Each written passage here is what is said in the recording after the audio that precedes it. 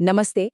आज के इस एक्सप्लेनर में हम एक ऐसी कहानी पर बात करने वाले हैं जो किसी हॉलीवुड थ्रिलर से कम नहीं है। हम बात कर रहे हैं 1981 के एक बेहद खुफिया अभियान की, जिसने कथित तौर पर दुनिया भर की बड़ी-बड़ी खुफिया एजेंसियों और उनकी सैटेलाइट्स को पूरी तरह से चकमा दे दिया था। तो चलिए सीधे इस रोमांचक सफर में गोता लगाते हैं। अब आपके मन में ये सवाल जरूर आ रहा होगा कि आखिर कैसे एक टॉप सीक्रेट मिशन ने वैश्विक महाशक्तियों की नजरों से बचकर दुनिया के सबसे खतरनाक और बर्फीले महाद्वीप पर जीत हासिल की। ये पूरी कहानी एक क्रोनोलॉजिकल थ्रिलर की तरह है, जहां 21 लोगों की एक टीम ने भारी जियोपॉलिटिकल टेंशन और जानलेवा महासागरों को पार करते हुए अंटार्कटिका तक का सफर तय किया। कहानी की शुरुआत करते हैं हमारे पहले हिस्से से, द फ्रोजन वीआईपी क्लब। सबसे पहले अंटार्कटिका के उस समय के माहौल को समझना जरूरी है। बात दरअसल ये थी कि अंटार्कटिका की उस भयानक और मोटी बर्फ के नीचे अनमोल खनिजों और तेल का एक ऐसा खजाना दबा हुआ था जिस पर पूरी दुनिया की नजरें टिकी हुई थीं। हर कोई बस उस पर अपना कंट्रोल चाहता था। अब देखिए, इस खजाने पर अपनी पकड़ मजबूत करने के लिए 1959 में एक अंटार्कटिक ट्रीटी साइन की गई। स्रोत बताते हैं कि अमेरिका, रूस और ब्रिटेन जैसे ताकतवर देशों ने मिलकर ये एग्रीमेंट किया था। इसका सीधा सा मकसद था अंटार्कटिका के इन विशाल संसाधनों तक पहुंच को कंट्रोल करना और वहां अपना एकाधिकार जमाना। इस ट्रीटी का असर ये हुआ कि इन शक्तिशाली देशों ने खुलेआम अपना एक एक्सक्लूसिव वीआईपी क्लब बना लिया और भारत जैसे जो विकासशील देश थे ना, उन्हें इस सफेद खजाने से दूर रखने का फैसला किया गया। जब भारत ने इसमें शामिल होने की कोशिश की तो कथित तौर पर उसका मजाक उड़ाते हुए उसे एंट्री देने से ही मना कर दिया गया। यहीं से शुरू होता है हमारा दूसरा हिस्सा, बर्थ ऑफ ऑपरेशन गंगोत्री। जाहिर है, जब भारत को इस तरीके से बाहर किया गया तो भारत चुप बैठने वालों में से तो था नहीं।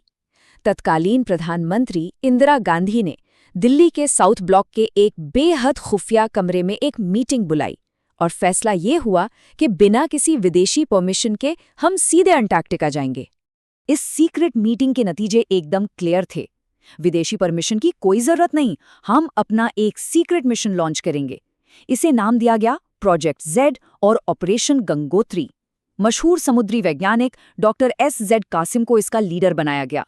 उनके साथ नेवी, सेना और वैज्ञानिकों के ठीक 21 जांबाज सदस्यों की एक टीम तैयार की गई। टारगेट सिर्फ एक, किसी को भनक लगे बिना बर्फ तक पहुंचना। बढ़ते हैं तीसरे हिस्से की तरफ, द कोवर्ट प्रेपरेशंस। अब आप खुद सोचिए, ये सब करना इतना आसान थोड़ी था। उस वक्त विदेशी जासूसी सैटेलाइट आसमान से भारत की हर हलचल पर पैनी नजर रखे हुए थे। अगर उन्हें जरा सी भी भनक लग जाती ना, तो इस ऑपरेशन को बीच समुद्र में ही रोक दिया जाता। इसलिए इन तैयारियों को एक भयानक राज बनाकर रखना सबसे जरूरी था। और ये तैयारियां किसी स्पाई फिल्म के सीन से कम नहीं थीं। सबसे पहले नॉर्वे का पोलर सर्कल नाम का एक जहाज गुपचुप तरीके से किराए पर लिया गया। अब सर्दियों के कपड़े एक साथ खरीदते तो शक हो जाता, इसलिए टीम ने अलग अलग नाम और नकली पहचान बनाकर कश्मीर की अलग अलग दुकानों से शॉपिंग की। और तो और -40 डिग्री की ठंड सहने वाले जूते यूरोप से मंगाए गए, वो भी अलग अलग बिल बनाकर, ताकि कोई पैटर्न ना पकड़ पाए। Section 4, surviving the furious 50s। आखिरकार सारी तैयारियां पूरी हुईं और ये जानलेवा सफर शुरू हुआ। तारीख थी 6 दिसंबर 1981। स्रोत के मुताबिक गोवा के पोर्ट पर एकदम सन्नाटा पसरा था। रात के ठीक 2 बजे बिना किसी शोर शराबे या सायरन के ये 21 लोग अपनी मंजिल की तरफ निकल पड़े। शुरुआत के कुछ हफ्ते तो इंडियन ओशन की नीली लहरों पर बेहद शांत गुजरे, सब कुछ बढ़िया चल रहा था। लेकिन जैसे ही तीसरा और चौथा हफ्ता शुरू हुआ, जहाज ने उस इलाके में एंट्री ली जिसे नाविक रोरिंग 40s यानी गरजता चालीसा कहते हैं, और बस यहीं से मौसम ने अपना खौफनाक रूप दिखाना शुरू कर दिया। खतरा तब अपने चरम पर पहुंच गया जब जहाज फ्यूरियस 50s यानी भयंकर 50 वाले इलाके में घुसा। यहाँ समंदर कोई शांत नदी नहीं, बल्कि किसी पागल हाथी की तरह हमला कर रहा था। जरा इमेजिन कीजिए, 50 से 60 फुट ऊंची लहरें, पानी की ये विशाल दीवारें उस छोटे से लोहे के जहाज से पूरी ताकत से टकरा रही थीं। हालत ये हो गई थी कि लोहे के मुड़ने की चरमराहट और लहरों की खौफनाक आवाजें पूरे जहाज में गूंज रही थीं। टीम के लगभग सभी लोग एक्सट्रीम सी सिकनेस के शिकार हो गए थे। कई दिनों तक किसी के पेट में अन्न का एक दाना नहीं गया था। एक पल को तो ऐसा लगने लगा था कि ये समुंदर उन्हें अंटार्कटिका पहुंचने से पहले ही निगल जाएगा। लेकिन कहानी यहाँ खत्म नहीं होती। हमारा 5वां और आखिरी सेक्शन है ट्रायम्फ इन द आइस। कई रातों तक मौत की उन लहरों से लड़ने के बाद अचानक समुंदर एकदम शांत हो गया। टीम ने राहत की सांस ली, लेकिन स्रोत बताते हैं कि ये कोई राहत नहीं थी, बल्कि कुदरत का बिछाया हुआ एक और खौफनाक जाल था।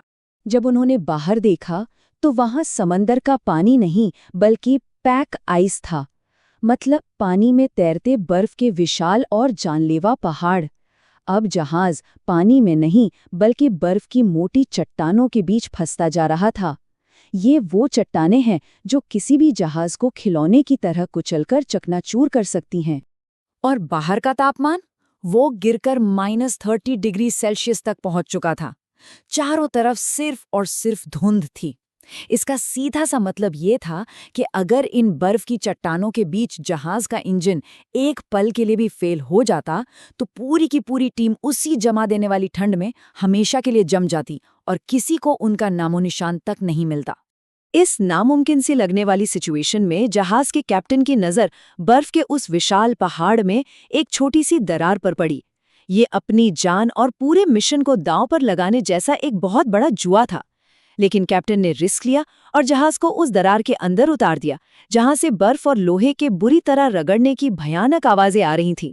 6 दिसंबर से शुरू हुआ ये खौफनाक सफर तूफानों और पैक आइस से लड़ते झगड़ते आखिरकार 9 जनवरी 1982 को अपनी मंजिल पर पहुंचा।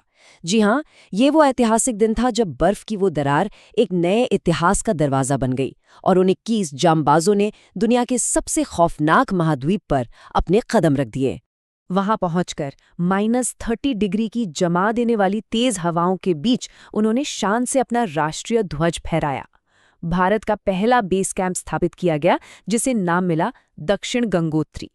और इस तरह दिल्ली के साउथ ब्लॉक में तय किए गए वो सभी सीक्रेट टारगेट्स कामयाबी के साथ पूरे कर लिए गए।